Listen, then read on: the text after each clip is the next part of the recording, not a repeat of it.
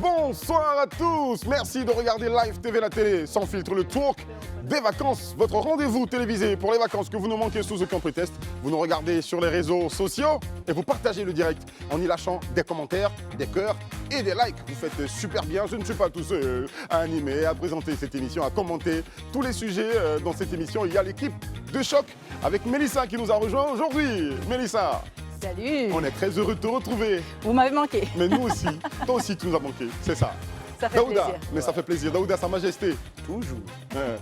Le roi sans couronne et sans royaume. Et sans royaume. Mais le royaume arrive bientôt. D'accord, d'accord. Juste à ma droite, Kevin Aubin.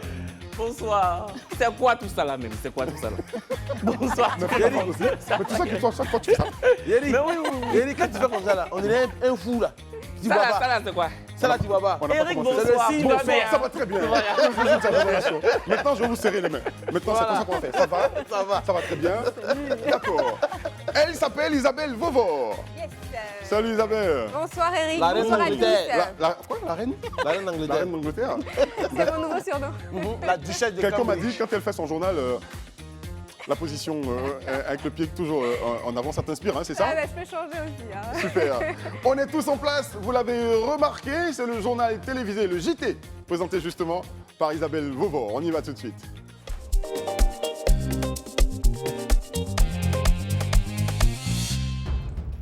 Bonsoir à tous, j'espère que vous allez bien. Dans le point de l'actualité de ce jeudi 25 août, le président Alassane Ouattara a signé un décret portant nomination de plusieurs magistrats dans diverses juridictions. Le chef suprême des Dozo dénonce la signature d'accords de surveillance opérés par certains de ses pairs avec le syndicat des orpailleurs illégaux et à l'international au nord de l'Éthiopie, des combats ont repris entre les rebelles tigréens et le gouvernement fédéral. Le festival qui tient en haleine la cité d'Adiaké, est de retour durant ses vacances pour le bonheur des populations. Nos reporters ont mis en lumière un des rendez-vous culturels les plus attendus et les plus importants dans l'animation de nos territoires ruraux. Reportage Arnold Didi. 4 jours d'effervescence au son et aux couleurs de l'Élé Festival. La belle culture du mythique peuple Eotilé et Bétibé s'est déroulée du 27 au 30 juillet à Adiaké. Ce festival qui met en valeur les traditions du peuple Eotilé est devenu un cadre de promotion et de visibilité pour nombre de mécènes de la culture, dont Brassivoire qui y promeut sa marque Ivoire. À la cérémonie de clôture qui s'est déroulée le samedi 30 juillet dernier, le premier responsable de cette structure a saisi cette occasion pour donner les raisons de son implication dans cet événement. Pour lui, les initiatives culturelles telles que l'Élé Festival d'Adiaké, en plus de magnifier nos savoir-faire ancestraux et renforcer par la même occasion la visibilité de notre savoir-être, ont un rôle moteur à jouer dans la promotion du tourisme ivoirien. Et la Côte d'Ivoire, c'est un pays avec une culture forte et nous pensons qu'un retour aux sources pour les jeunes dans leur culture, comme on le voit avec le LA, permet de se projeter vers le futur. Et on le voit dès la première année à aujourd'hui, c'est un impact énorme sur la communauté. Chaque communauté essaie d'organiser un festival qui répond aux besoins de son peuple.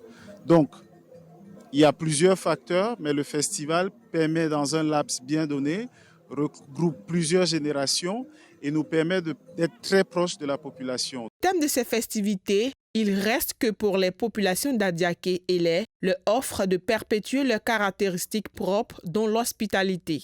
Il est certain que pour les acteurs engagés dans ce type d'initiative, l'objectif est clair, faire de la culture un élément de cohésion sociale. Le président Alassane Ouattara a signé un décret portant nomination de plusieurs magistrats dans diverses juridictions. Il s'agit entre autres de la Cour d'appel de commerce d'Abidjan, désormais présidée par Vaha Kazmir. Le tribunal de commerce d'Abidjan, dirigé par Soro Ange Rosalie, épouse Yeo. S'agissant de la Cour d'appel d'Abidjan, plusieurs nominations de présidents de chambre ont également été faites. On observe aussi des nominations au niveau du parquet général, du tribunal de première instance d'Abidjan et au parquet. Puis la nomination d'un procureur de la République adjoint en la personne de Alla Kwame. Et le chef suprême des Dozo de Côte d'Ivoire, Fadjouma Bamba, a dénoncé la signature d'accords de surveillance opérés par certains groupes Dozo avec des syndicats d'orpailleurs illégaux dans plusieurs zones du pays. Une annonce donnée par l'entremise de son porte-parole officiel, Koné Noumoutié, le 24 août. Pour le porte-parole officiel du chef des Dozo, ces accords de surveillance vont à l'encontre de la décision du gouvernement. Décision qui s'engage dans une politique de destruction des sites illégaux. Pour le porte-parole, cette signature nuit gravement à l'image de leur confrérie. Notons que face au grand banditisme dans certaines localités du pays, les Dozo sont souvent sollicités pour la protection des biens et des personnes. Et 2 corps sans vie ont été repêchés dans une rivière située sur l'axe Odiéné-Béléban par les pompiers civils du Kabadougou. Selon les informations recueillies ce lundi, 6 enfants étaient pourchassés par un cultivateur dont le champ a été saccagé par leur troupeau de bœufs. Dans la fuite, les enfants se sont dirigés vers une rivière qu'ils pensaient pouvoir facilement traverser. Sur les 6 enfants, 2 d'entre eux, âgés de 5 ans et 6 ans, sont morts noyés. Et des combats ont repris entre les rebelles tigréens et le gouvernement fédéral dans des zones frontalières de la région du Tigré au nord de l'Éthiopie. Les autorités rebelles du Tigré ont d'abord accusé l'armée fédérale éthiopienne d'avoir lancé une offensive de grande échelle contre leur position. Le gouvernement éthiopien les accuse en retour d'avoir rompu la trêve observée depuis 5 mois. La région est largement coupée du reste du pays et il est impossible de vérifier les affirmations de chacun des 2 camps de manière indépendante. L'offensive sur ce front vise à occuper le sud du Tigré, accusent les rebelles tigréens dans un communiqué. Ces combats sont les premiers d'ampleur signalés depuis une trêve conclue fin mars 2022 par les 2 camps et jusqu'ici largement respectée.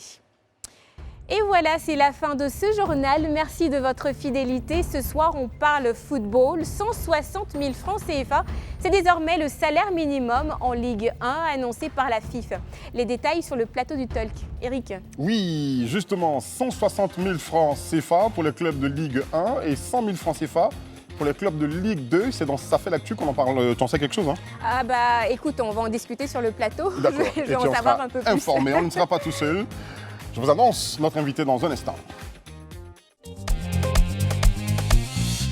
Justement, pour parler de cette subvention octroyée au club par la Fédération ivoirienne de football dirigée par Idriss Yassine Diallo, nous recevons Magloire Diop. Il est journaliste sportif et habitué donc, de nos plateaux sur Live TV, la télé sans filtre. Magloire. Salut Eric. Salut. Tu t'installes là tout de suite. Et justement, nous allons parler de cette subvention octroyée au club, qu'il soit de première division, de deuxième ou de troisième division. Est-ce que tu peux nous éclairer dessus déjà? Quelles sont ces subventions? Disons que c'est en Ligue 1 qu'on parle de droits télé. D'accord. Pour la première division. Maintenant, pour la Ligue 2 et la D3, on parle de subventions. D'accord. On parle de droits télé en Ligue 1 parce que la fédération a signé un contrat avec un ou des diffuseurs pour justement payer ce qu'on appelle des droits télé. D'accord. Sinon, rien ne vient de la FIFA. Donc, ce sont les diffuseurs qui payent de l'argent qu'on déverse justement.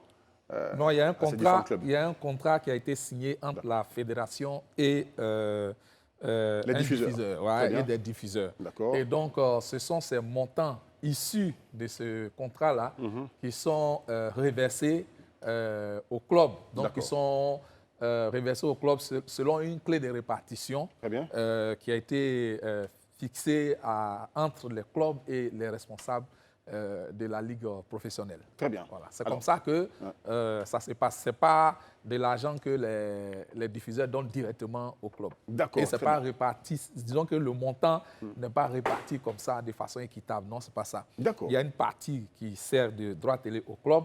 Il y a une partie qui sert à la réalisation des matchs. À tout ce qui est production autour des matchs. Tout ce qui est production. Et puis maintenant, il y a une autre partie qui sert à l'organisation et au fonctionnement de la ligue professionnelle. Est-ce qu'on peut revenir sur ces montants? Bon, moi, je vous donne ce que je sais. D'accord. Ce que je sais, en 2016, la FIFA, alors dirigée par le président Augustin Sidi Diallo, avait signé justement ce contrat-là avec le diffuseur. C'était un contrat de 5 ans. Et selon mes sources, je précise bien, ce contrat, il est de 1,5 million par an. Donc 1,5 milliard par an. D'accord. Donc si 5 ans, ça doit faire 7 milliards, quelque chose comme ça. D'accord. Et ce qui est reversé au club? Ce qui est reversé, tu en sais quelque chose? Cette année, le président de la fédération a indiqué que le contrat avec le diffuseur n'est pas encore signé et que le contrat sera signé dans quelques jours, a-t-il dit. Donc, on attend que ce contrat-là soit renouvelé. Mais disons que dans la campagne du président Idriss Diallo, il avait promis des droits télé à hauteur de 100 millions pour la Ligue 1, 50 millions, une subvention de 50 millions pour la Ligue 2 et une subvention de 30 millions pour la D3. C'est un engagement qu'il a pris et c'est un engagement qui s'attelle à tenir. À respecter. Maintenant, quel sera le montant des droits télé véritablement issus de l'accord avec le diffuseur? On n'en sait rien encore. Si le montant est inférieur, alors on passera simplement de droits télé à subvention en ce qui concerne la Ligue 1. D'accord. Chers amis, voici M. Magloire Diop. Vous êtes habitué à lui, Kevin, c'était ton voisin. Oui, tu vois, c'est mon voisin d'émission. Il est encore ton voisin. De très bonne compagnie, oui. Ouais. Il est édulcoré, il explique bien. Kevin aimerait que tu le regardes de temps en temps quand tu expliques quelque chose, en fait. Contrairement à certains. Ça veut dire quoi? Tu te sens visé. Allez, je vous le laisse. Oui, moi j'ai une question. Bon, il y a Idriss Diallo en fait qui a annoncé donc 160 000 francs CFA comme salaire minimum en fait pour les joueurs. Donc sur quelle base est-ce que ça a été fixé? Et puis est-ce que auparavant il y avait des clubs qui payaient en deçà de 160 000 francs certains joueurs? J'aimerais comprendre un peu la situation qui a prévalu à ce montant. D'accord. Il faut dire que le salaire c'est une ligue professionnelle. Elle est libre professionnelle en ce sens que les acteurs, ou du moins les joueurs, les entraîneurs, sont censés vivre de cela. C'est pourquoi, dans la définition de la FIFA, on parle de ligue professionnelle. C'est-à-dire c'est l'essentiel de leurs revenus de cette activité-là. C'est pourquoi on parle de ligue professionnelle. Et donc, ce qui se faisait jusque-là, c'était de respecter le salaire minimum interprofessionnel garanti, qui est de 60 000 francs. C'est ce qui était jusque-là exigé au club. Maintenant, ça, c'est le minimum. Maintenant, vous pouvez négocier votre contrat, vous pouvez négocier votre salaire. Maintenant, le président Idriss Diallo ayant été élu, et puis bon, c'était la volonté quand même de toute la famille de faire évoluer les choses. Donc, il a réuni les différentes parties prenantes. Donc, l'association... Les dirigeants de oui, clubs, les dirigeants les associations. Et puis, l'association des footballeurs en activité, l'AFI, qui est dirigée par Cyril Domoro. Je pense que c'est avec les présidents de club, les responsables fédéraux et c'est-à-dire ceux de la fédération, ceux de la ligue professionnelle et les responsables de l'AFI ils sont parvenus à ce montant consensuel-là, minimum de 160 000 francs. Par joueur? Oui, 160 000 francs par mois. Par mois? Voilà, 160 000 francs par mois aux joueurs de Ligue 1. Et à titre aux joueurs de personnel... Ligue 1 et 100 000 francs aux joueurs de Ligue 2. Mais à titre personnel, comment est-ce que vous jugez en fait ce montant-là? Vous estimez que c'est dérisoire bien, ou pas? voilà, c'est petit. On pourrait déjà faire une certaine comparaison, Magloire, entre ce qui se faisait avant. Combien touchait-il au minimum avant, avant de donner ton le salaire minimum auparavant, il était de 60 000. Ouais. C'était il était arrimé au salaire minimum interprofessionnel garanti dans le pays dans lequel nous vivons. Le SMIC. Voilà, le SMIC. Donc, le salaire minimum était fixé de cette façon. Bon, maintenant, le football étant un secteur quand même assez particulier, les acteurs ont souhaité que les choses soient quand même revues. Ce d'autant plus que, parce que ce qui est déplorable, c'est qu'il n'y a pas de convention ou de convention qui a été signée en ce qui concerne les joueurs et les entraîneurs. C'est ça le problème. Il n'y a pas de convention. D'accord. Donc, la convention fixe les règles, fixe le minimum, c'est que les clubs doivent respecter. Mais comme il n'y a pas de convention... Selon leurs moyens aussi, non? Oui, bien sûr. Tous les clubs de Côte d'Ivoire ne sont pas logés à une bonne échelle, enseigne. à la même enseigne. Ben, écoutez, je pense qu'elle a posé une question fondamentale. Elle me bien. dit, à titre personnel, qu'est-ce que je pense de cela? Très bien. Bon, à titre personnel, je dirais que c'est bien, c'est une avancée. Parce que c'est ce que quand même tous les acteurs souhaitaient, qu'on ait quand même un salaire minimum fixé, qui soit respecté ou du moins pour lequel tous les acteurs s'engagent, surtout les présidents du club.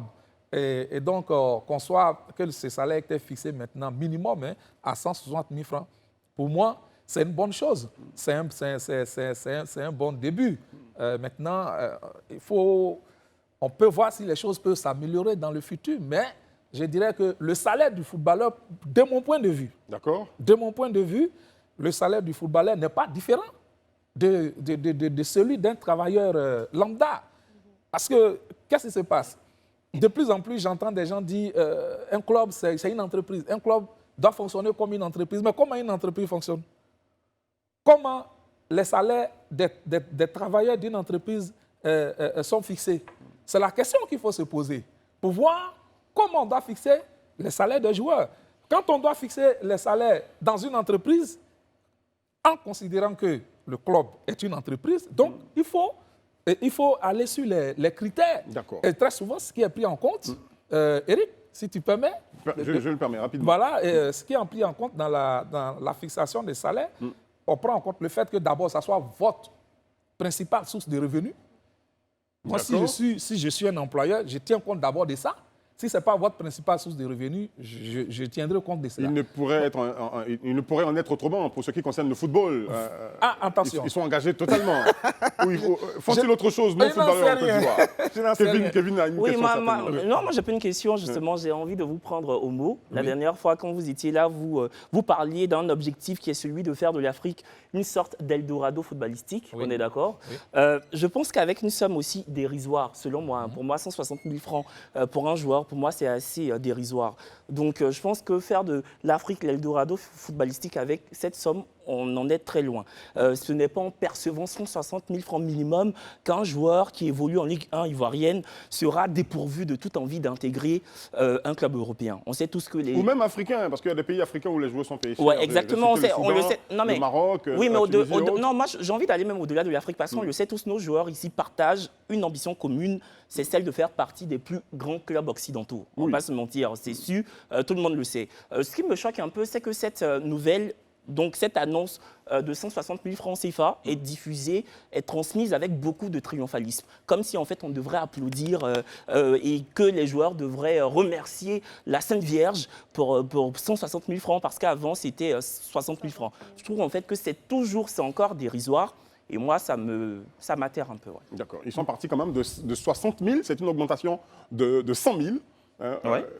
On comprend cette bouffée d'oxygène. Plus de 100%. Moi, Plus de 100%. Oui. Et si tu permets, en fait, moi, je comprends ton cri de cœur, mais sincèrement, je veux dire, tout ce que nous faisons dans la vie, en fait, soit l'homme est un éternel insatisfait, en fait. De base, M. Magloire disait qu'on est parti des 60 000 francs. Je pense qu'il faut attraper au moins une main, après tu pourras attraper tout le bras. Laisse-moi finir, parce que je vais dire... Tu n'as pas parlé. Je vais dire... Non, mais en fait, comme tu as dit que ton langage corporel est assez bizarre, en fait, quand on parle. Voilà. Donc, je regarde aussi ton langage corporel. En fait, l'idée, c'est qu'aujourd'hui, 160 000 francs pour chaque joueur de la Ligue 1, pour moi, comme tu le dis, c'est peut-être peu. Mais sincèrement, je pense qu'il faut d'abord l'accepter, et puis après, il y aura une autre lutte pour que le salaire puisse augmenter. Pourquoi est-ce que je dis cela? Parce que quand tu regardes, depuis des années, le football ivoirien est à l'agonie. Les stades sont vides, il n'y a pas de sponsors. Mais je me rappelle encore dans les années 80, 81, 82, quand il y avait un match à SEC Africa, les stades étaient pleins à craquer. Très bien. Mais est-ce qu'aujourd'hui c'est le cas? Non. Donc je pense que quand les sponsors vont commencer à se greffer sur les différents matchs et autres, on pourra augmenter le salaire. Et je pense qu'ils ont dit salaire de base. Ça, au moins, c'est garanti pour toi. On te dit, on te donne ça. Ça veut dire qu'après, si c'est le de base, on peut acheter d'autres choses dessus. C'est ce que je voulais rebondir parce que je voulais poser la question justement parce que comme on parlait de salaire de base, j'ai cru comprendre qu'il y aurait éventuellement des primes de match ou il y a des primes additionnelles qui peuvent être ajoutées aux 160. Donc 160, c'est ce qui est garanti par mois aux joueurs professionnels. D'accord. Oui, bon, là, on a les 160 000 francs, c'est le salaire, ce n'est pas les primes. D'accord. Parce que dans les primes, il y a les primes de victoire. Voilà, bon, généralement, en Côte d'Ivoire, on paye des primes de victoire. On paye rarement des primes en cas de... Non, pas de primes de défaite. On paye rarement des primes en cas de match nul. Mais ça, c'est de façon exceptionnelle, quelquefois. Mais ce que j'étais en train de dire, Eric, j'étais en train de parler de façon générale, la façon dont on fixe les salaires. On tient aussi compte du niveau de qualification. On parle souvent du diplôme. Donc, le niveau de qualification, la compétence ou l'expertise de celui qu'on recrute, l'expérience de la personne qu'on recrute, on tient compte aussi de l'offre et de la demande. C'est-à-dire que le poste que vous convoitez, si vous êtes nombreux, ben, écoutez, il va sans dire que ce poste-là sera très, très peu rémunéré par rapport à un poste qui est, pour lequel il n'y a pas beaucoup de candidats. Et il y a également l'environnement, et ça, je voulais m'adresser essentiellement à Kevin.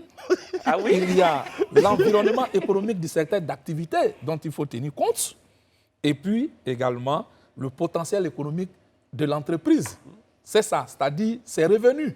Donc, c'est tout cet ensemble-là. Et puis également, il y a l'existence d'une convention, comme je l'ai dit tout à l'heure. C'est en fonction de tous ces critères-là qu'on fixe un salaire. Et donc, le football ne saurait s'en départir. Donc, quand vous parlez du salaire des joueurs, il faut tenir compte de tous ces aspects, notamment l'environnement économique et le potentiel économique des clubs. Et le potentiel économique, c'est les revenus.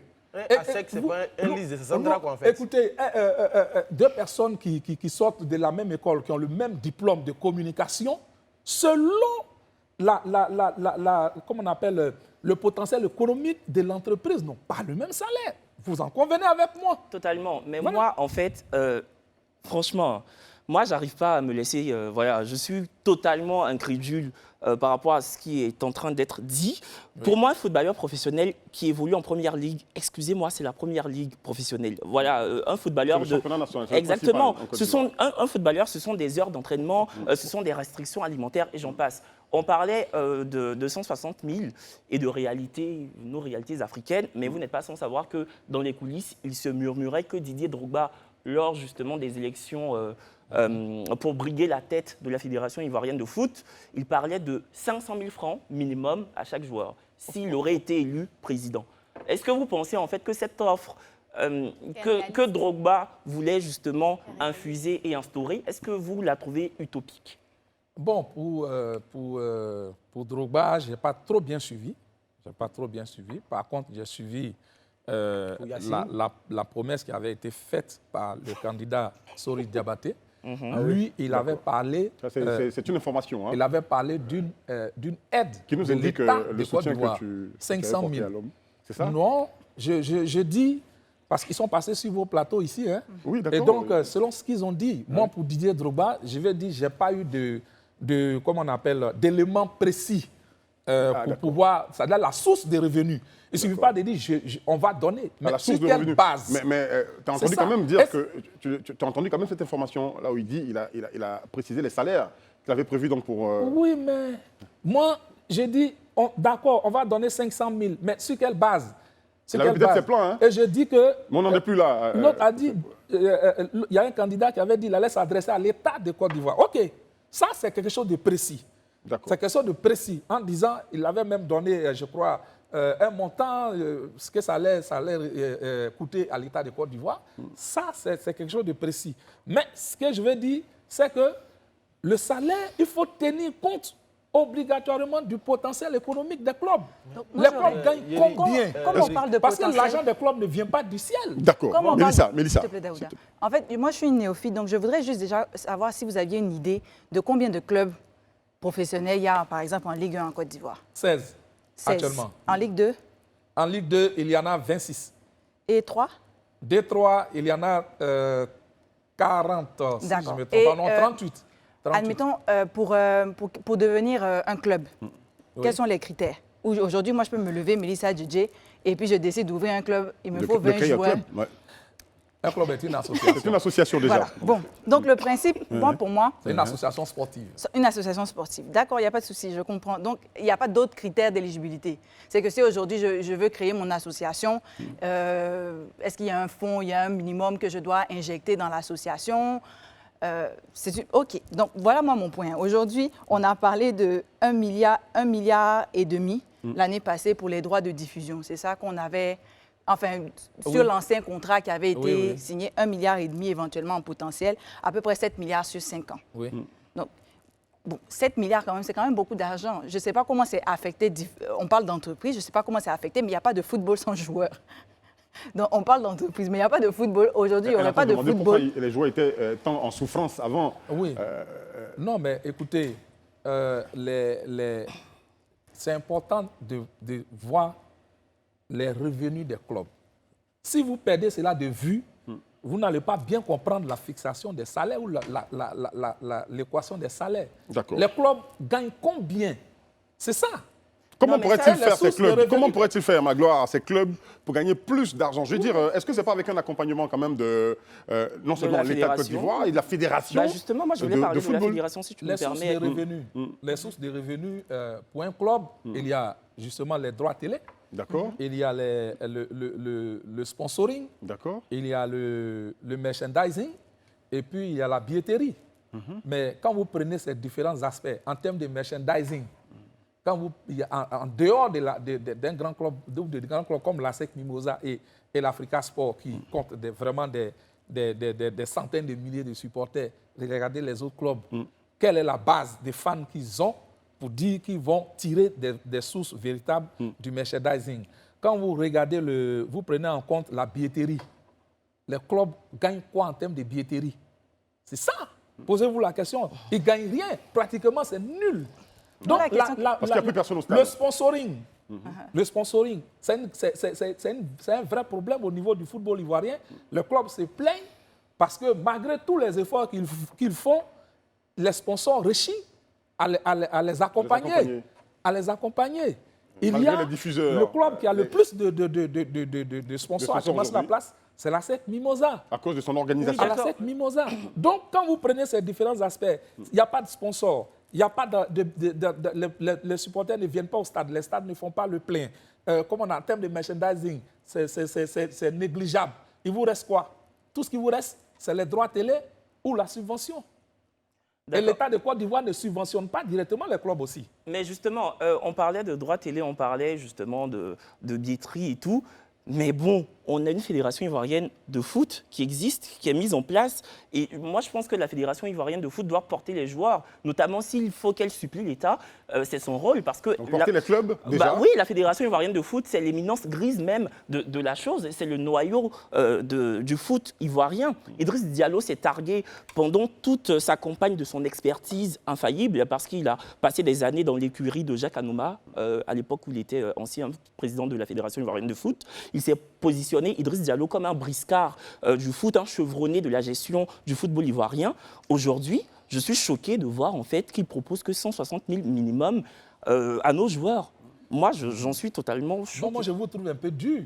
C'est mon opinion. Vous ne vous demandez même pas quelles sont aussi les sources de revenus de la fédération. Justement. Mais c'est ça le problème. Ça dit que, Kevin, le problème, quand tu parles, tu ne t'intéresses pas à l'aspect revenu de l'organisation. Ça dit que Live TV, c'est pas mon rôle. Si on te dit oui, c'est ton rôle. Parce que, moi, je ne suis pas financé. Laisse-le développer. D'accord. Si Live TV t'emploie, il y a 4 télés, et tu te rends compte que le budget de Live TV, c'est 1 milliard, les autres télés, c'est 1 million. Mais tu ne demanderas pas le même salaire à Live TV que tu aurais demandé à une autre télévision.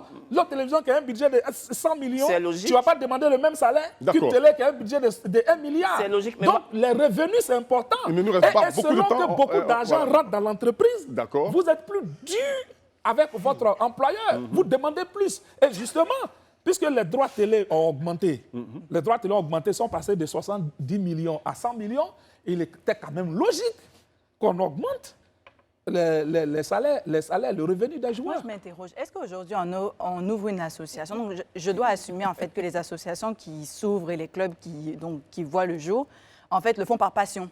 Parce que ce n'est pas, en fait, quelque chose qui a rapport... Normalement, ils devraient gagner de l'argent. Les clubs devraient gagner de l'argent. Donc, si, à mon avis, s'il y a des clubs qui s'ouvrent et ils ne forment pas, mais ils s'ouvrent, c'est que, clairement, il y a de l'argent à faire et qu'ils se font de l'argent. Sinon, ils fermeraient boutique. Oui, non, mais disons qu'il y a du potentiel. Il y a du potentiel. Mais je voulais quand même faire un peu vous donner quelques données. Excusez-moi de la répétition. Au Burkina Faso, le salaire minimum des footballeurs professionnels en Ligue 1, il est de 60 000. Ça se comprend certainement qu'ils étaient sur le même paradigme sur lequel nous étions. Et non, il est de 50 000 au Burkina et il est de 70 000 au Sénégal. Et le président même de la Ligue sénégalaise veut que ce salaire-là passe à 100 000, à 150 000 avec un soutien de l'État. Parce que, justement, ça répond un peu à Kevin, la fédération ne peut pas supporter vraiment ce surplus-là. Et quand vous prenez maintenant les pays auxquels on veut ressembler, les pays du Maghreb, pour un club qui a un budget moyen au Maroc, c'est entre 4 000 et 7 000 dirhams. Le salaire, je ne parle pas des primes. Le salaire, 4 000, 7 000 dirhams, ça fait entre 200 et 400 000. Voilà, entre 200 et 400 000. Et là, pour un club comme le Wydad Athletic Club, qui est le plus grand club au Maroc, le WAC, les salaires, c'est entre 5 000 et 12 000 dirhams, donc entre 300 000 et 700 000. Mais là où les joueurs gagnent le plus, c'est les primes. Parce que les primes, c'est autour de 5 000 dirhams. Daouda, on va non, je pense que M. Magloire, il a déjà répondu à la question à laquelle tu pensais. Donc, du coup... D'accord. Alors, il y a un certain nombre de joueurs exigés donc, à ces clubs pour être déclarés comme professionnels et toucher justement ces 160 000 francs. Sinon, les clubs ont le droit d'avoir 50 joueurs, d'en avoir 30. Mais c'est un minimum de 20 joueurs.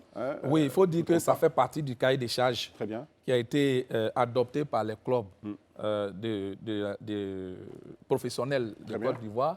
Et ce cahier des charges-là dispose que les clubs doivent fournir une liste de 20 joueurs qui doivent engager par contrat écrit. Et donc, c'est pour ces 20 joueurs-là qu'on parle des 160 000 francs en question. Maintenant, pour sinon, les autres, ils peuvent toucher 40, 50, 30. Oui, mais vous savez ils peuvent toucher 40, 50, 30. Mais ce qui est le plus important, c'est qu'on suppose que ces 20 joueurs, c'est l'élite. Dans toute entreprise, il y a une élite, il y a des cadres. Dans une entreprise, à Live TV, il y a des cadres. Tout le monde n'a pas le même salaire ici. Il y a des chefs, ils ont des cadres. Il y a des chefs qui ont des salaires très élevés. Je n'accepte pas cette comparaison. Je n'accepte pas vraiment cette comparaison. Souvent, quand on parle... Parce que sur le terrain de football, c'est la même énergie qui est dépensée. Non, je ne suis pas d'accord. En entreprise, il y a le responsable marketing et communication. Et derrière, il n'a pas le même salaire. Il y a le technicien de surface. Le joueur lambda de Manchester United. Messi n'a pas le même salaire que le joueur lambda du Paris Saint-Germain. Je suis désolé.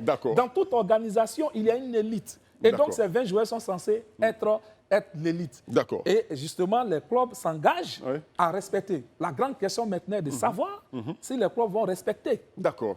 Merci, s'ils respectent, c'est déjà bon. Mais nous, là, nous sommes les grands frères des joueurs qui sont employés par ces équipes de football. Moi, je parle parce que je suis proche d'un club et des joueurs d'un club de Côte d'Ivoire. Je connais leurs souffrances.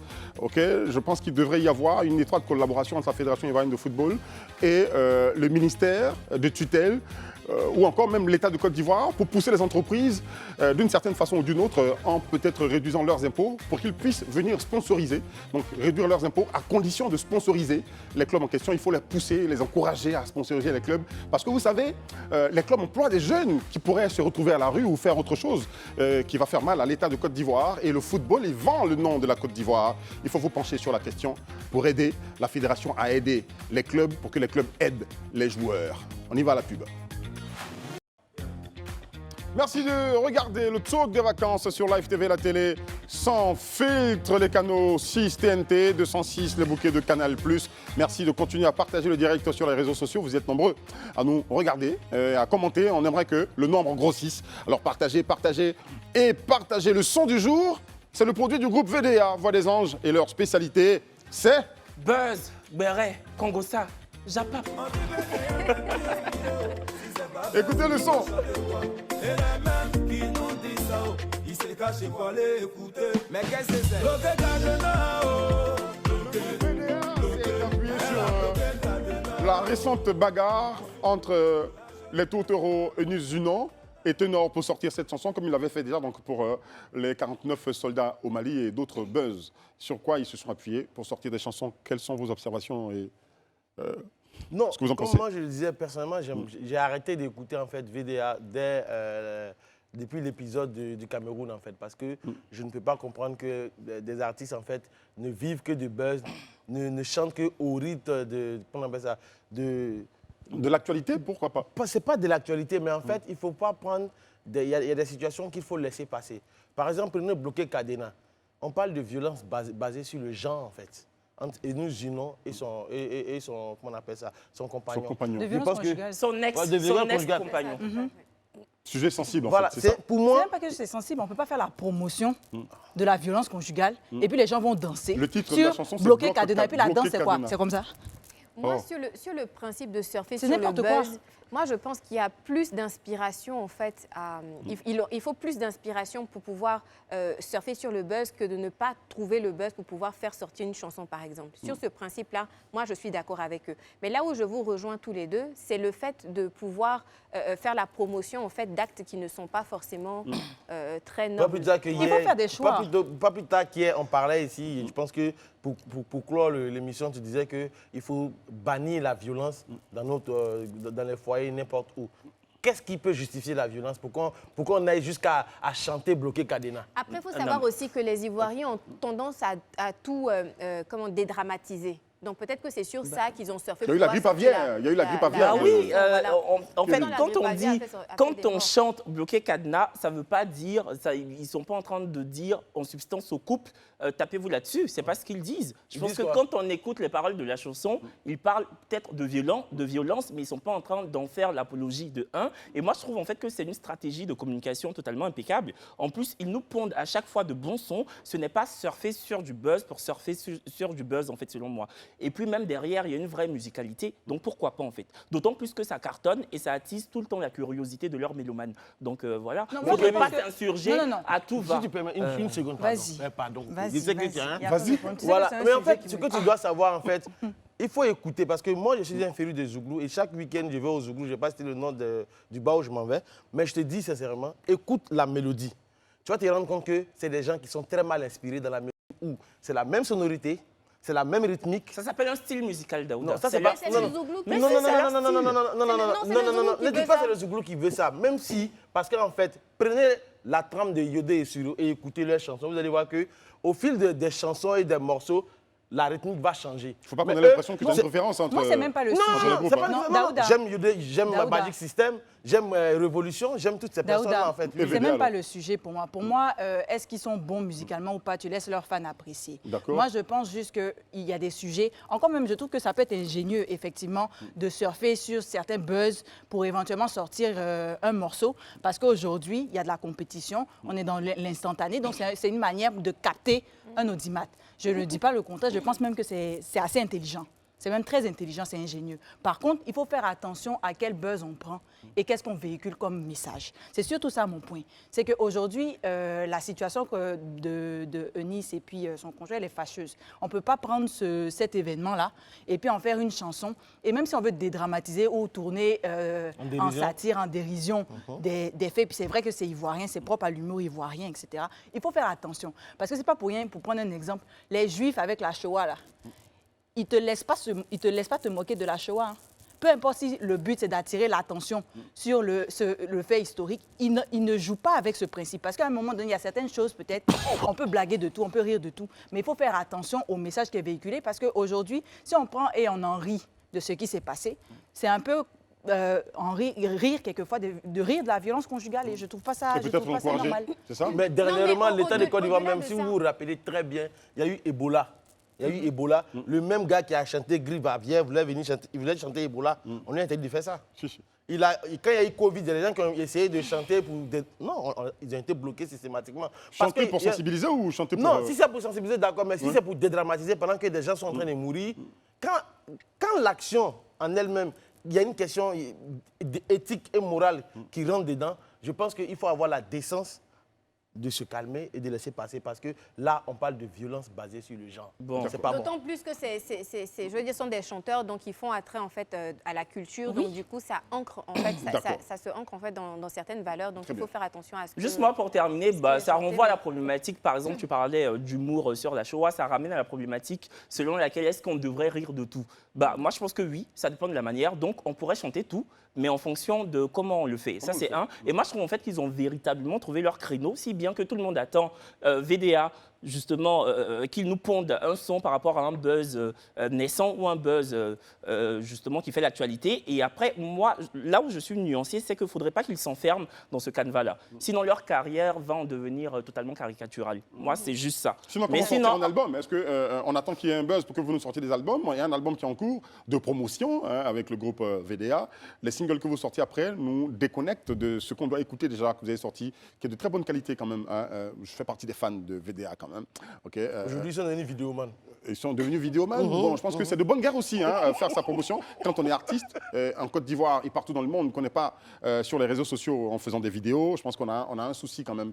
Mais ce qui s'est passé entre Ténor et Eunice Zunan, moi, je pense que ce n'est pas le moment d'en rire. Okay? C'est vraiment pas le moment d'en rire. On a eu une bouteille qui a failli casser la tête de quelqu'un. On a eu une vraie bagarre. J'en ai été choqué. La toile avec. Et les droits de l'homme aussi, certainement. Et ça s'est passé. On a vu la vidéo le lendemain du jour où on a parlé donc, de la violence basée sur les genres. Okay? VDA, vous êtes inspiré, vous êtes ingénieux. Mais je pense qu'à un moment donné, stoppez un peu, laissez passer les buzz. Voilà. Bloquer Cadenao. Mais bloquer Cadenao, c'est chiqué. C'est des coups de bic. On va y aller tout de suite avec notre constat du jour. On va y aller tout de suite. Merci les amis pour la question du jour. Comment mieux s'orienter dans les filières? Comment faire le meilleur choix d'établissement pour une année académique réussie? C'est tout de suite dans notre question du jour avec notre invité, M. Nour Bakayoko, qui nous rejoint sur le plateau. Nour Bakayoko est spécialiste. On accueille notre invité, est spécialiste pour les questions d'orientation. Merci d'être avec nous sur ce plateau. Merci. Il va s'installer là, Nour Bakayoko. Et on va y aller tout de suite avec lui, chers amis. Sur la question d'orientation, on a constaté donc, les résultats du BTS, les résultats aussi du bac et tout ça. Donc les élèves, les parents, les étudiants, les nouveaux étudiants et les parents, tout le monde se demande comment choisir son établissement, comment choisir sa filière, quel établissement est homologué en Côte d'Ivoire, quel est le meilleur. Il y a une liste quand même des meilleurs qui est sortie, vous l'avez?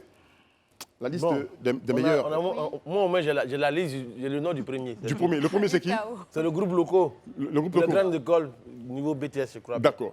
Mais dans les grandes écoles, tu as le groupe locaux et puis tu as le groupe Pigé, juste en deuxième place. D'accord. Deuxième place, ouais. Nour Bakayoko, bienvenue sur le plateau. Merci. Tu connais toute l'équipe parce que tu es fidèle à regarder Live TV. C'est le groupe locaux et UKO. Effectivement. Voilà. D'accord. Sur la question de l'orientation, comment s'orienter? Comment mieux s'orienter? D'accord. La question est bien posée maintenant. Comment mieux s'orienter? Parce que généralement, on s'oriente, mais on ne sait pas s'orienter. Justement parce que les élèves, en tout cas la plupart, manquent d'informations et de formation. Pour les questions par rapport aux résultats que vous venez de donner, ceux du BTS ont déjà leur orientation depuis la classe de terminale, parce qu'ils ont eu à choisir déjà une filière. Mais ce n'est pas pour autant que leur orientation s'arrête. Parce qu'il y a des réorientations, il y a des formations complémentaires qualifiantes qu'ils peuvent faire pour, polir leur formation. Maintenant, pour les élèves qui viennent juste d'avoir le bac, il y a des questions fondamentales qu'il faut se poser pour pouvoir mieux s'orienter déjà. D'abord, 1, qu'est-ce que je veux? 2, qu'est-ce que je vaux? 3, quels sont mes objectifs?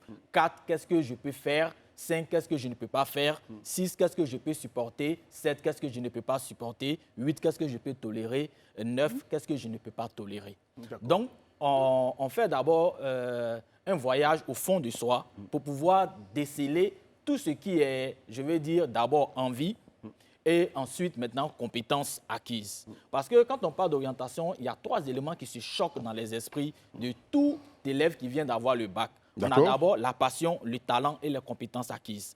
Donc, vous allez voir que souvent, la passion et le talent vont ensemble, mais ça ne va pas avec les compétences acquises. Souvent, les compétences acquises et le talent vont ensemble, mais ça ne va pas avec la passion. Souvent, la passion va avec les compétences acquises, mais ça ne va pas avec le talent. C'est des questions philosophiques, hein, tout ça. Les compétences, on va faire on est tous éblouis, hein, donc par... Ouais, franchement, c'est intéressant. C'est intéressant tout ce qu'il dit. Donc, la passion et la compétence, on va quand même essayer de détailler et de nous expliquer tout ça. Oui, la passion, c'est un amour profond, très souvent poussé pour soit une activité, ou soit un domaine d'activité qu'on aime bien. D'accord. Ça, c'est décelé depuis le bas âge quand même, non? En fait, la passion se construit à travers le temps. On peut avoir plusieurs passions, mais une passion qui forme une forme d'ancrage voilà, lorsqu'on devient assez adulte, etc. Mais ça ne veut pas dire à la base qu'on a une seule et unique passion. D'accord. Okay? On peut avoir des bribes de passion, des bouts de passion qui peuvent converger vers un idéal. Très bien. Voilà. Maintenant, le talent, c'est quelque chose qu'on fait sans effort. C'est que quand on fait sans effort, on peut le faire, voilà, comme ci, comme ça. Et généralement, on dit aux gens, essayez de professionnaliser vos talents.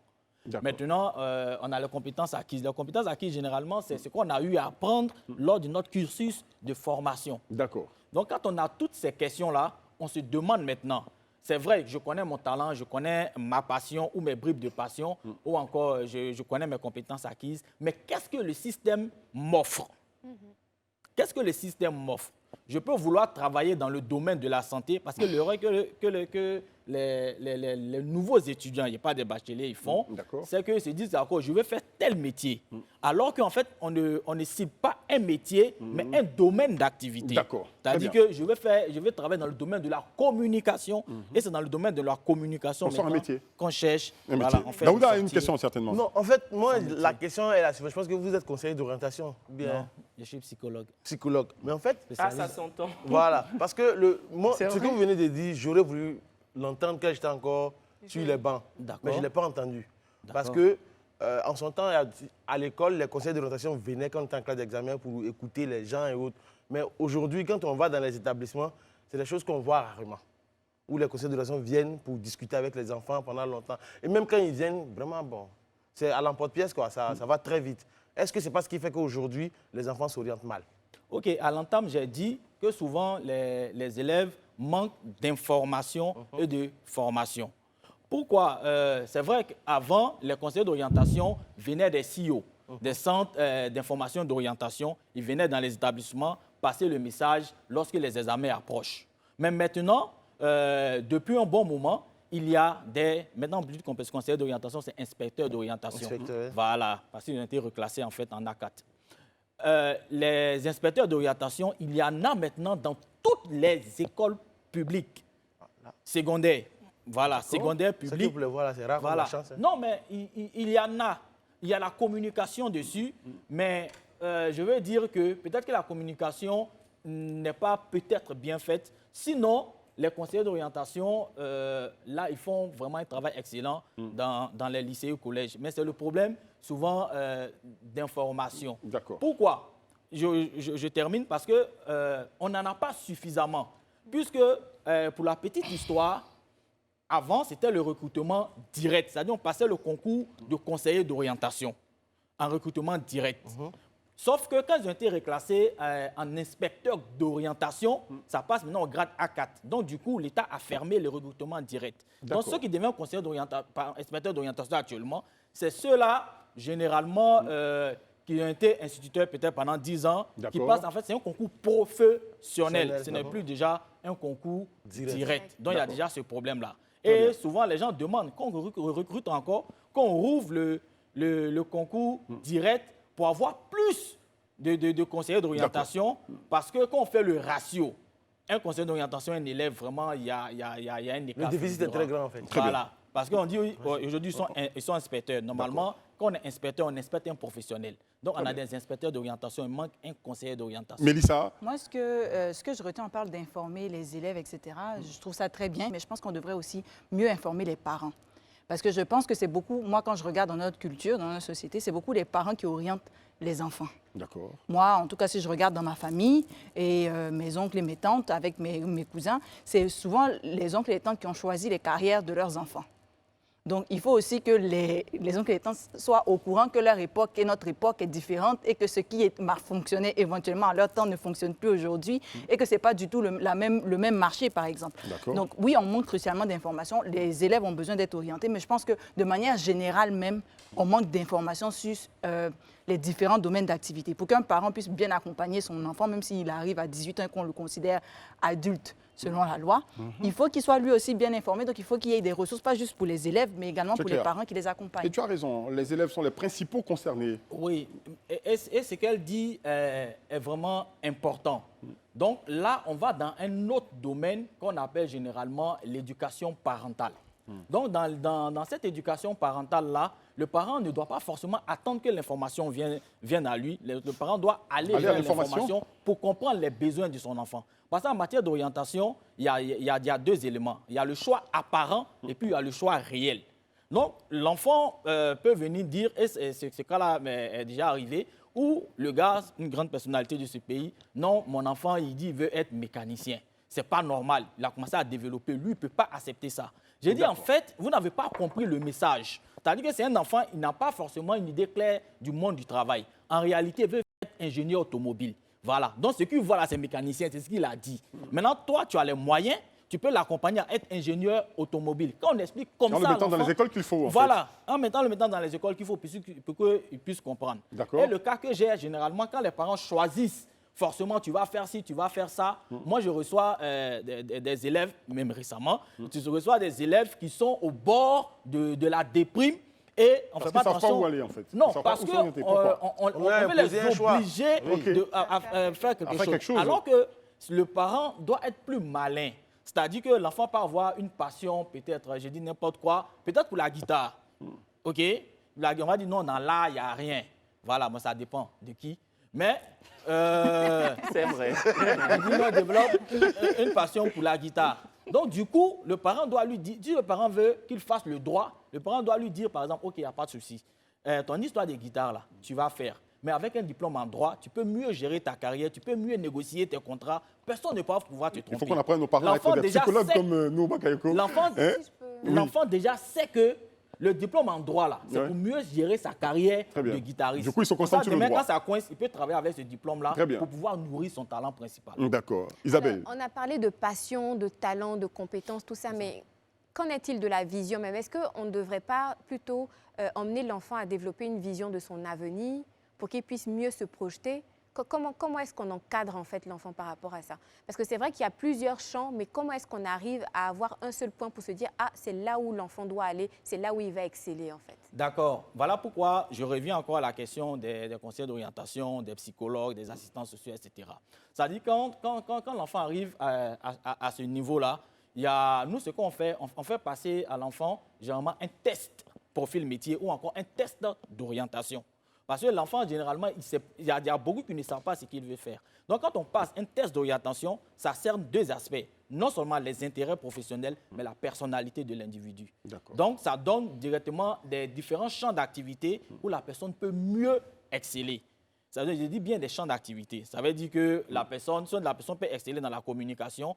Ça ne veut pas dire que s'il fait un autre métier, il ne va pas exceller. Mais ça veut dire que son profil principal va réagir dans l'autre métier qu'il exerce. Je prends par exemple quelqu'un qui est féru, il veut forcément être enseignant, professeur, etc.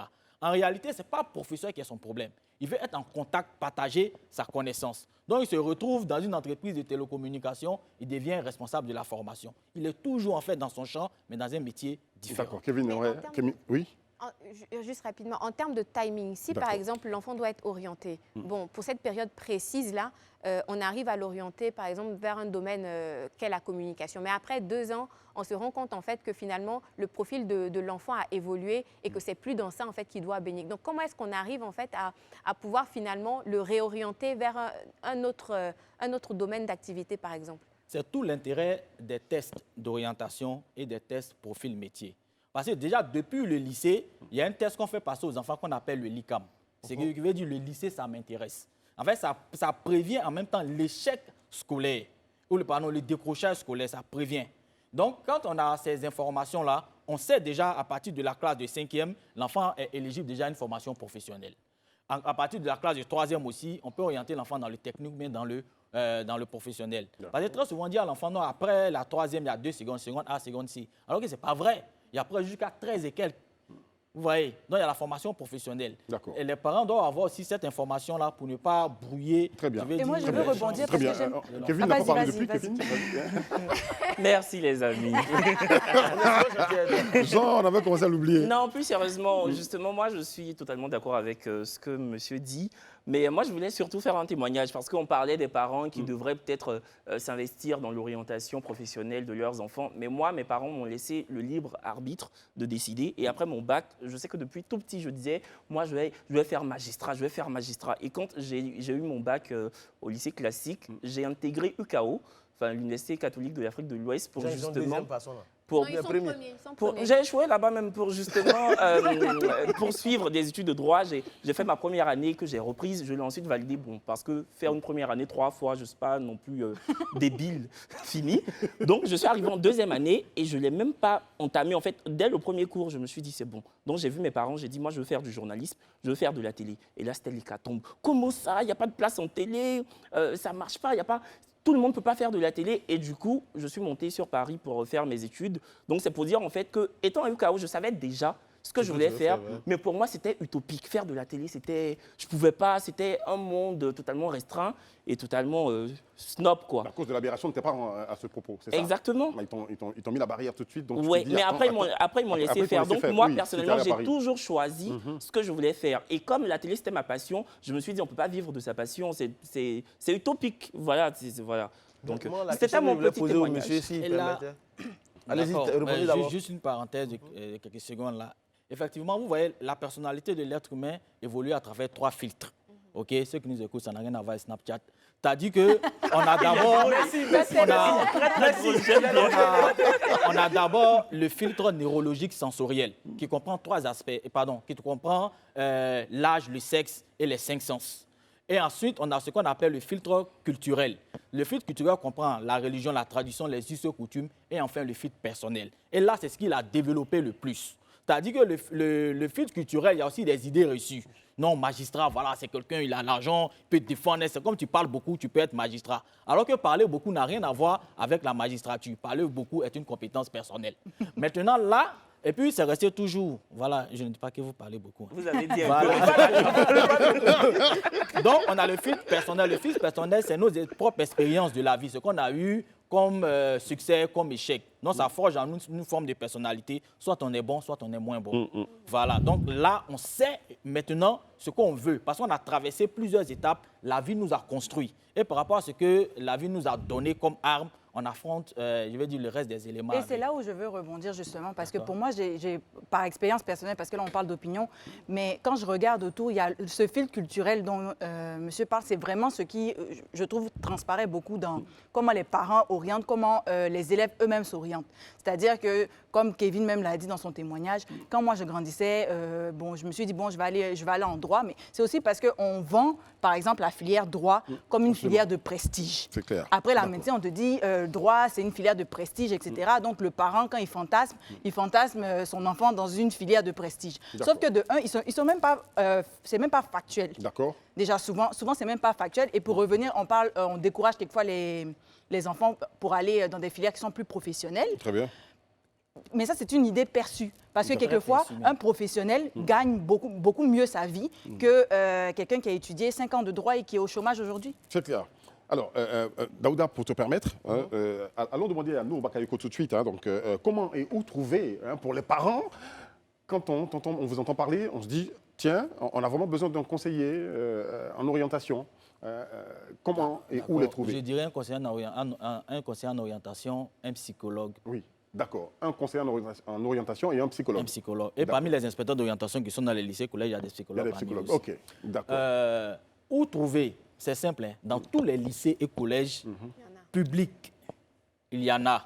En tout cas, l'État veille à ce que, puisque ceux qui passent en professionnel, en tout cas récemment, il y avait 1200 encore. Voilà. Mais ça ne suffit toujours pas. Hein. Voilà, les gens attendent le concours direct pour que les nouvelles personnes puissent faire leurs preuves. D'accord. Maintenant, aussi, il y a ce qu'on appelle les CIO, les centres d'information et d'orientation. Abidjan, on a 4 Rennes, Abidjan 1, Abidjan 2, Abidjan 3, Abidjan 4.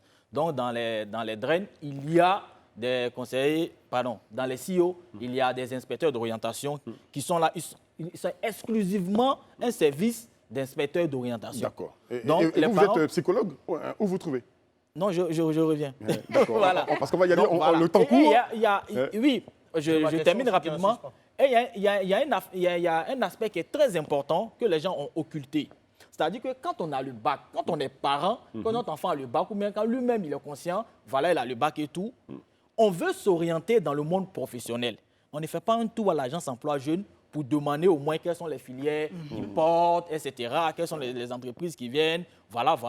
Donc, du coup, on occupe cet aspect-là et puis on veut se lancer directement. Alors que le guichet unique de l'emploi en Côte d'Ivoire est là, ils peuvent déjà vous donner toutes ces informations-là. Et là, tu t'inscris dès maintenant pour que plus tard, tu puisses être mieux pris en charge. Donc, c'est-à-dire, il y a tout est réuni, c'est le problème d'information. Merci, Nour Bakayoko. Je vais demander pardon à Daouda parce qu'on est pris, mais vraiment par le temps. Du coup, on ne pourra plus prendre sa question. Merci, Nour Bakayoko, d'être venu sur ce plateau. Est-ce qu'on peut accompagner notre ami? C'était très enrichissant. C'était très enrichissant.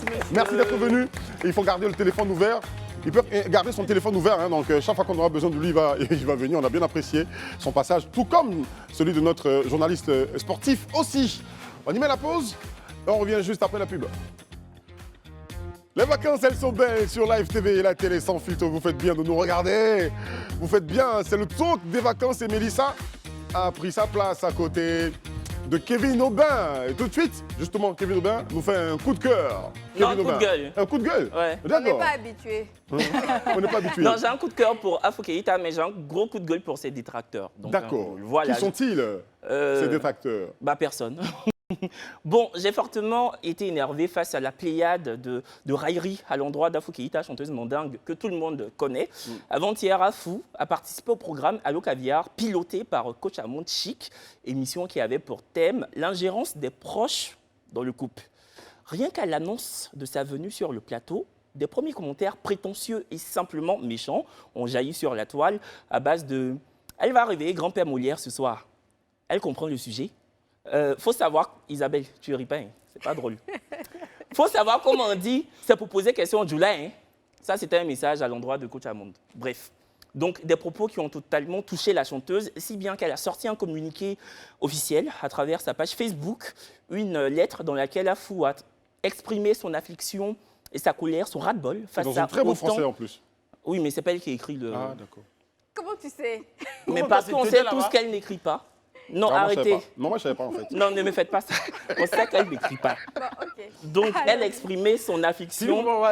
Tu nous fais rire, Fossé. Son ras-de-bol face à autant de mépris à son encontre. J'ai juste envie de dire aux internautes que le snobisme intellectuel remplit l'ego, on le sait, mais pas les comptes bancaires, sinon ça se saurait. Oh. Voilà, Afo Keïta est une personne qui n'a pas été à l'école, disons-le clairement, elle est totalement illettrée.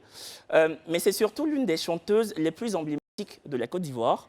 Des chanteuses comme elle qui n'ont pas été sur les bancs mais qui cartonnent, il n'y en a pas beaucoup, de un. Et dans emblématique, il y a emblème. Vous êtes tellement instruit que vous n'êtes pas censé ignorer justement ça. Emblématique, emblème, c'est donc une femme qui représente un emblème pour notre pays. Elle remplit des salles de spectacle, justement. Et je termine juste en disant, vous êtes le premier à dire sur Internet, oui mais Kevin, faudrait édulcorer ton français, faudrait doser ton français, on ne comprend pas tout. Mais vous êtes le premier à attaquer une femme sur son niveau d'études. Donc, vous qui êtes tellement allé à l'école là. C'est mon petit français là, vous comprenez? Voilà. Mes petits mots, je dis là. Pourquoi ça vous donne pas nari? Laissez les jaloux passer. Afou Keïta, non, laissez les jaloux passer. Afou Sirani Nana. Voilà. Afou Sirani Nana. Oui, Afou Sirani Nana, ça veut dire quoi?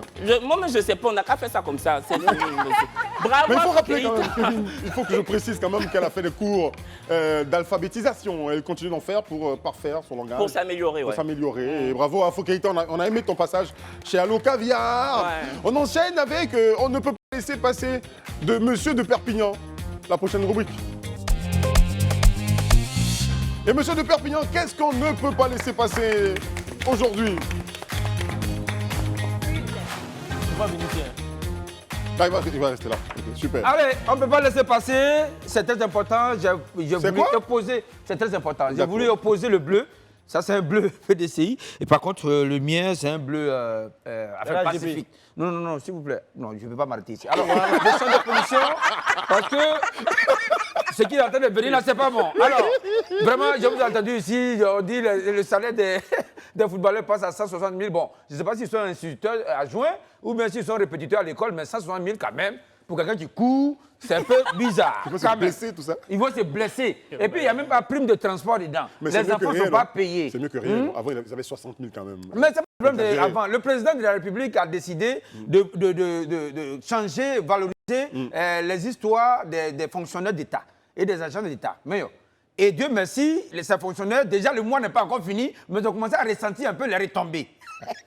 Et lui aussi, il a un problème là. Et il veut se mettre en association pour aller dire merci au président de la République. Ah, vous aussi. Là, tu as d'abord bouffé tu sais que quand on se met en association, on va voir le président, on ne retourne jamais les mains vides. Hein. Non, oui, mais en tout cas, le président, il travaille bien. Moi, je dis, le président, il a déjà augmenté. Le président, c'est bien, continue comme ça. Plaisir. Mais il ne faut pas oublier, des docteurs non... Non quoi? Ceux qui sont en grève de faim, là, tu n'as pas entendu l'affaire là? Non recrutés. Il faut penser à eux aussi, hein, président. Plaisir. Alors, l'organisation, il y a une association au Ghana des pilotes de foot. En tout cas, ils veulent rentrer en grève parce que vraiment, l'admiration n'est pas vraiment ça. En tout cas, eux, ils gagnaient moins de 5 000 francs par jour. Vraiment, c'est les gars qui pilent foutu. Ils sont beaucoup, hein. Oui. Ils pilent foutu et ils demandent à leurs employés d'augmenter leur salaire. Oui, leurs employeurs. Leurs employeurs, ceux qui les emploient. Toi, tu connais Katia Polo comme tu connais tout. Katia Polo, il y a un garçon qui est là qui fait boum, boum, boum, boum. Mais il est mince comme ça. Souvent, les femmes disent, quand tu dis à ta femme, il faut piler, il faut pas y musclé. Au Ghana, ça se paye. 5 000 francs l'heure, 5 000 francs par jour. Donc, si ton mari te dit pile, photo, pile, mais réclame, t'es 5 000. Alors, pour leur état, des candidats échouent sans avoir composé. Voilà des candidats qui disent qu'ils sont fait présélection de l'ENA. Ils sont arrivés en retard. On dit, bon, comme vous êtes arrivés en retard, c'est plus la peine, vous avez déjà échoué. Comment toi, tu veux être député ou critère de choix dans la fonction publique, il faut être à l'heure. Voilà. Il faut être à l'heure. Déjà, tu n'as pas encore eu concours là. Déjà, tu es en retard. Demain qu'on va arriver au plateau, vous n'êtes pas là. Et puis, vendredi, vous allez partir au funérailles. Quand même arrivé au moment, il faut arrêter. Il faut arrêter. Alors, un bon élève, un bon employé, un bon cadre de demain vient d'abord à l'heure au concours. D'abord. Tu peux venir à l'heure au concours et puis maintenant, si après au bureau, tu veux t'asseoir, ça, ce n'est pas notre problème. Je ne peux pas laisser passer, je vais terminer par là, vers là, hein, voilà. Alors, mission des Nations Unies au Mali. Bon, moi, je ne comprends pas à faire là. 425 casques bleus de l'armée ivoirienne déployés pour engagement de quoi là, pour s'engager pour 12 mois. Bon, on a 49 qui ne sont pas encore venus. Maintenant, on prend encore 49 là même là, ils ont bloqué. Maintenant, on envoie encore 425 soldats pour aller gérer le problème. C'est-à-dire que le contrat tient toujours. Donc, on envoie encore. Donc, les 49 là-haut, ça, on ne peut pas les ramener, mais on va compléter. Yério, Mali et puis Côte d'Ivoire, il y a quel problème? Ils ont quel problème? C'est les 49 là qui posent problème ou bien c'est les soldats ivoiriens qui vont au Mali qui posent problème? Je pense que c'est les 49 là qui posent problème. Je ne peux pas laisser passer ça. Mon cœur est gâté. Moi, je vais partir parce que, voilà, à Petrosi, ils ont volé 17 tonnes de gaz butane. Donc, vous qui préparez à la maison là, gaz que vous préparez dessus a été volé. Vous êtes des receleurs. Ouais. Merci, monsieur de Perpignan. Bravo.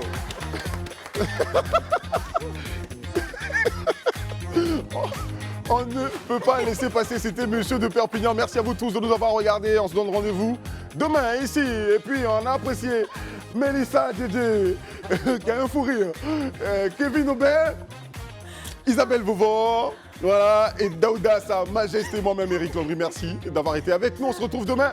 Bye bye. Ici, tous unis.